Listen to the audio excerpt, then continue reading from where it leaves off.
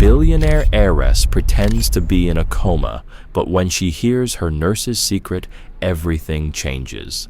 "I know you can't hear me, but I need to say this," whispered James, adjusting the oxygen tubes with careful hands. His voice carried emotions he had hidden for weeks. "Before I met you, I thought people like you were untouchable, cold, always chasing power and fortune." On the hospital bed of the presidential suite, Victoria Sterling lay perfectly still. At just 36, she was the youngest CEO among the world's leading companies.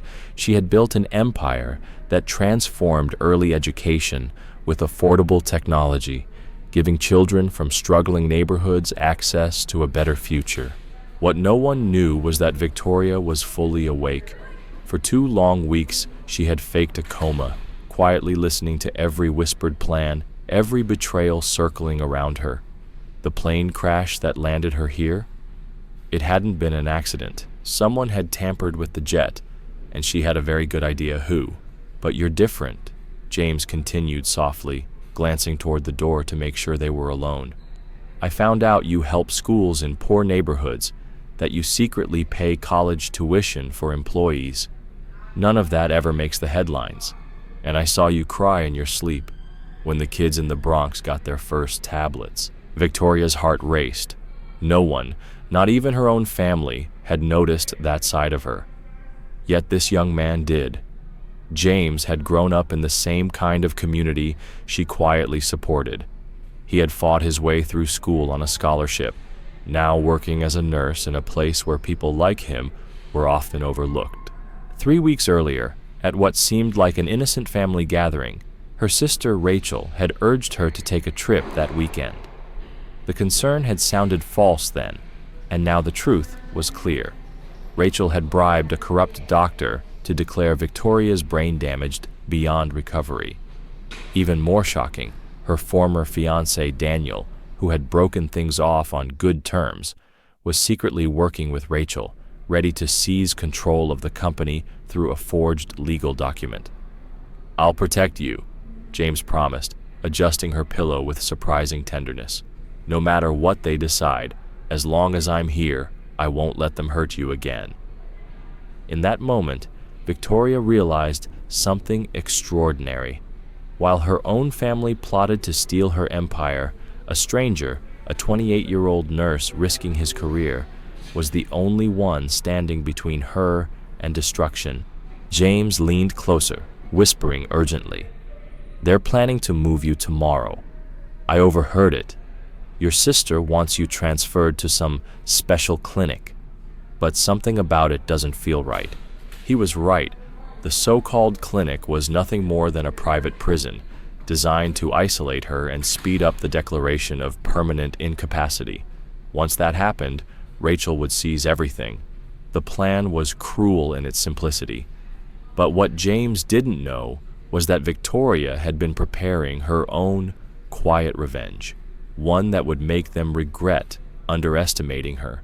And now, after hearing his heartfelt confession, after realizing this man cared for her without knowing her fortune, she understood that her plan was about to take a very different turn. If this unlikely love story between a wealthy heiress and a nurse from the suburbs touched your heart, don't forget to subscribe to the channel and share your thoughts in the comments. Tell us where you're from, because this story is about to take a turn no family of schemers ever expected. The next morning, Victoria recognized the familiar sound of heels against the marble floor. Rachel entered her suite with Daniel at her side. Their hushed, conspiratorial voices made Victoria's blood run cold. "The transfer is scheduled for tomorrow," Rachel announced, tapping her tablet. "Dr. Hamilton has already signed the paperwork. Once she's at the private clinic, we'll have full control over her care and her visitors." Daniel chuckled, that same laugh he once used to celebrate closing multi-million-dollar deals. 12 years of planning, Rachel. 12 years of pretending I cared about your workaholic little sister. You played the role of the concerned sibling beautifully, and I played the doting fiancé. She never suspected a thing. Victoria's chest tightened.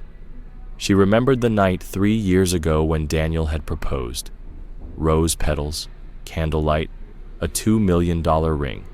She had cried, believing she'd found someone who loved her, not her fortune. The bitter irony now crushed her. As soon as she signed that power of attorney, just in case something happened, Daniel continued smugly, everything fell into place. Rachel leaned over the bed, her eyes cold as she adjusted the pillow beneath her sister's head with deliberate roughness. "You know what always infuriated me?" Rachel sneered. She thought she was smarter than all of us. The brilliant Victoria Sterling, revolutionizing education for the world. She mocked the words in a cruel imitation. Mom and Dad only ever saw her.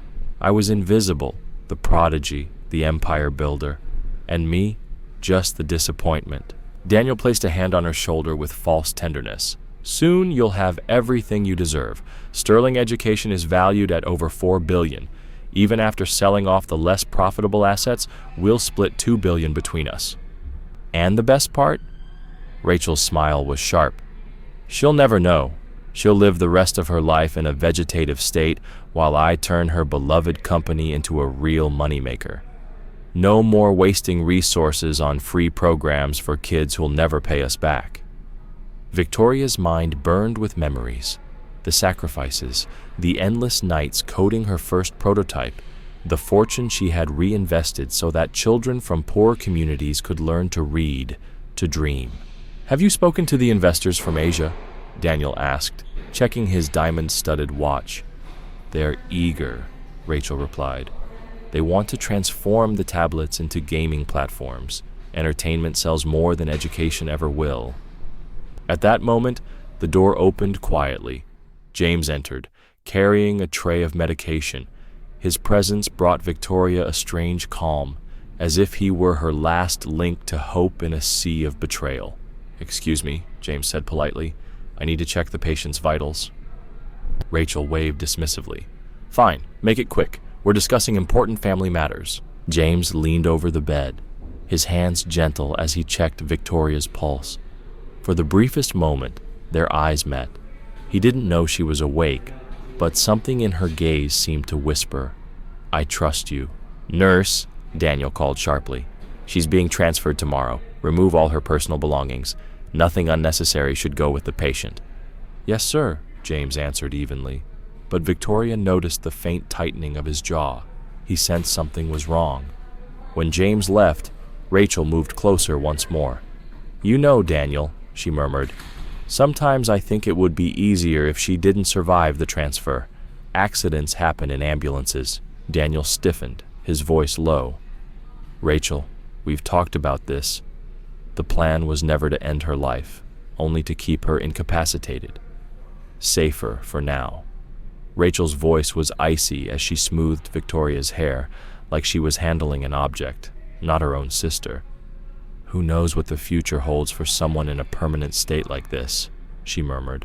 As they spoke about her as if she were a piece of property, Victoria's mind sharpened. She had 15 hours before the forced transfer, 15 hours to transform her staged helplessness into a trap so devastating that Rachel and Daniel would never recover. But first, she needed an ally, and there was only one person in this hospital who had shown her genuine kindness, the nurse who had unknowingly fallen for her soul before he even knew her story. Every venomous word from Rachel and Daniel was quietly stored away in Victoria's mind. They treated her like a powerless victim. They had no idea they were fueling the determination of a woman who had outmaneuvered titans in the corporate world. At 2 o'clock in the morning, when the hospital fell into silence, Victoria made the boldest choice of her life. James had just finished his rounds and entered to check her vitals one last time. "James," she whispered, opening her eyes for the first time in 15 days. He nearly dropped his clipboard. "My God, how?" "I've been conscious for 2 weeks," Victoria said firmly. "I faked the coma to discover who tried to end me. And now, I need your help."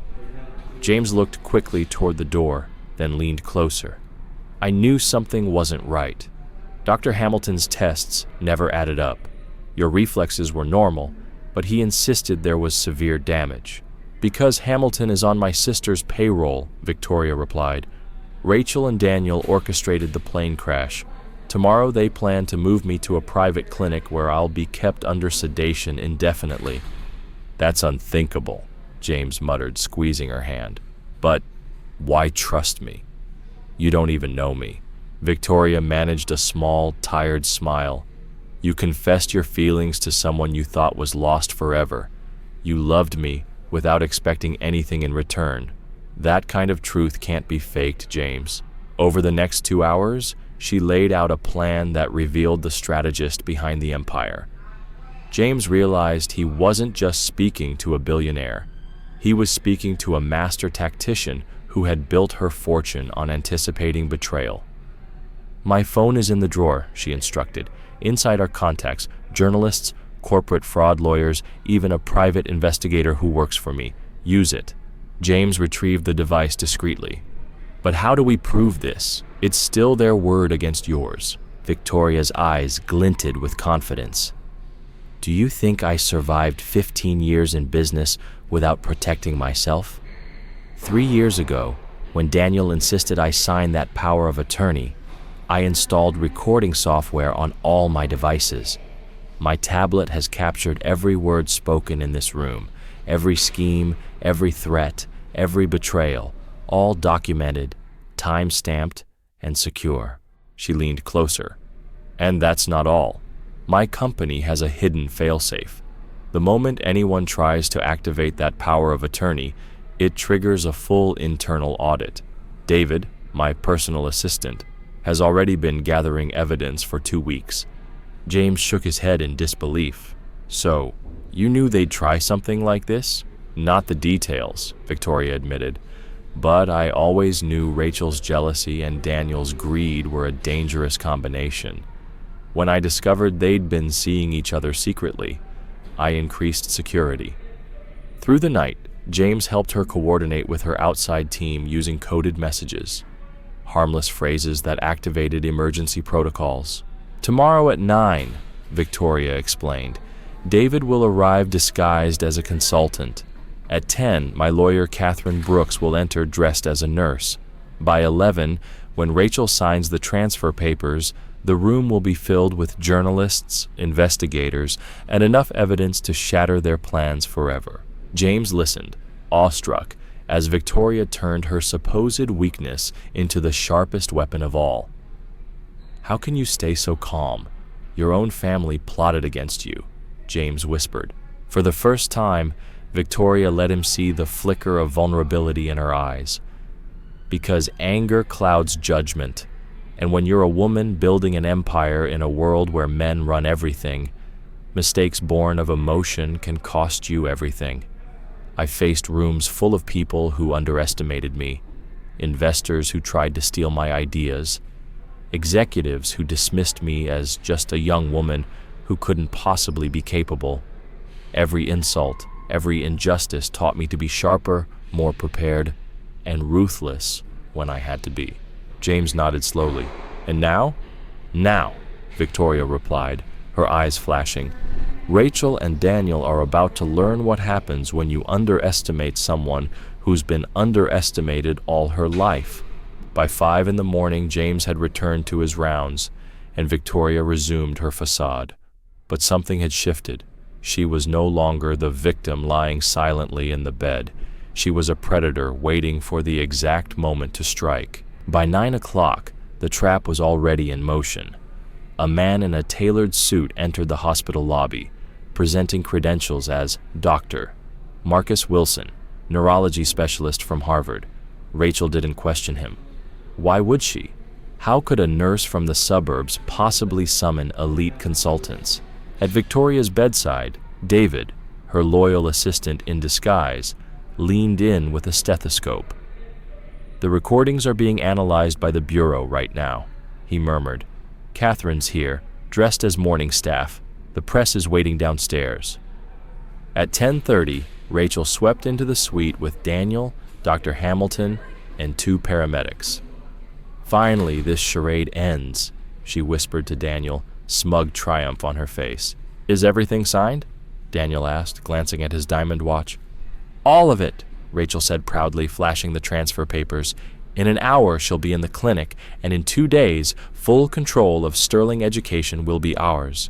That's when Catherine Brooks stepped forward, peeling off the nurse's tie from her uniform. Actually, Mrs. Reynolds, there are additional forms you'll need to complete. Rachel frowned. What forms? Hamilton didn't mention. Criminal forms? Catherine said coolly. I'm Catherine Brooks, attorney specializing in corporate fraud. And you, along with your associates, are under arrest for attempted murder, forgery, and conspiracy. Rachel's face drained of color. This is absurd. My sister is in a coma. Your sister, came a firm voice from the bed, is perfectly conscious. Gasps filled the suite as Victoria opened her eyes and rose, steady and unflinching. The icy stare she fixed on Rachel and Daniel sent both of them reeling. Impossible, Daniel stammered. The tests, Hamilton? Dr. Hamilton, Victoria said calmly, was arrested this morning. $50,000 was traced from one of Rachel's shell accounts into his private bank. His falsified reports will keep him occupied for a very long time.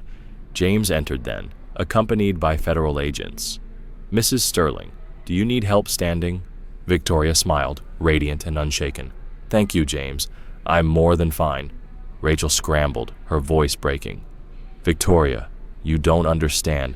Daniel convinced me. Stop. Victoria's voice cut like glass. I have recordings of both of you, every word, including the moment you suggested it would be easier if I didn't survive the transfer. David stepped forward with her tablet, pressing play. Rachel's voice echoed through the room. It would be easier if she just didn't survive the transfer. Accidents happen in ambulances. The silence that followed was crushing. Daniel tried to slip quietly toward the door, but 2 agents stepped forward, blocking his escape. In addition to the recordings, Victoria continued, her voice steady as steel. We have the bank transfers to Dr. Hamilton, the emails you exchanged about sabotaging my plane, and my favorite part, Daniel. You used your corporate card to book a Caribbean getaway with Rachel. The 2 of you planned to toast my death in style. Catherine stepped forward, holding official documents. Rachel Reynolds, you are under arrest for attempted murder, conspiracy, fraud, and forgery. Daniel Martinez, you are under arrest for the same, plus extortion and breach of fiduciary duty.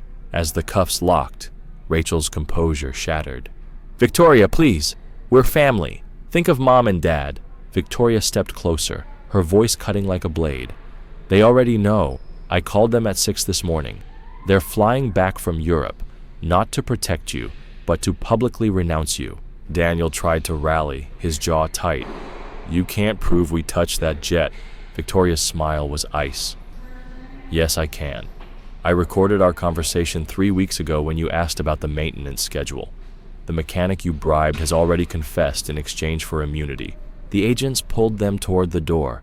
Rachel cried out. Daniel cursed under his breath. But for Victoria, it was the sound of justice finally delivered. James lingered at her side, hesitant. How do you feel? Victoria exhaled slowly. Relieved. And there's something you need to know, James. She looked directly at him. I heard your confession. Every word. James flushed. Victoria, I'm sorry. I never should have. It was the most beautiful thing anyone has ever said to me, she interrupted softly. You loved me without knowing what I had. And now I have one question for you. She took his hands, ignoring David and Catherine's amused glances. James Walker, will you marry me? His jaw dropped. Are you serious? Completely. You risked everything to protect me when I couldn't protect myself. You've shown me more love in 2 weeks than Daniel ever did in 3 years. So, what do you say? James looked at her, then at the others, who nodded encouragingly. His voice broke with emotion. Yes, yes, 1,000 times yes. Their kiss was met with Catherine's dry wit. Well, not exactly the ending Rachel was planning when she dreamed of running Sterling education. Victoria laughed through tears, still in James's arms. She tried to steal my empire, but instead she gave me the greatest gift of all, certainty about who truly loves me. Outside, Rachel and Daniel were led into separate cars under the relentless flash of cameras, their names already cemented as symbols of betrayal and greed. 6 months later, Victoria Sterling walked through the gleaming headquarters of Sterling Education, her navy blazer sharp, her wedding ring glinting under the lights. At her side, James, now officially Dr. James Walker Sterling, recently armed with an MBA, reviewed the latest quarterly report. "The numbers are incredible," he said, pausing at a display board. 400,000 more children received tablets this quarter. Revenue is up 42%. Victoria smiled at the screen filled with photos of children in Brazil, Africa, and Asia, learning with the technology she had fought to keep free. "I've discovered something, James. Doing good is surprisingly profitable." Across town, Rachel served her second year of a 15-year sentence. Daniel, in another state penitentiary, faced the same fate. Their mansions, their reputations, gone. The tabloids had turned their names into shorthand for greed and betrayal. James straightened his tie, a gift from Victoria on the day he became chief of social responsibility. "You know what amazes me most? How you turned their betrayal into the biggest expansion in company history." Victoria's smile deepened. "The world thought I was broken. Instead, I used the spotlight to launch Education Without Borders. Their scandal became my fuel, and now children across continents have hope." She stopped at the glass wall overlooking the city, her hand resting lightly on James's arm. "The irony, James, is delicious.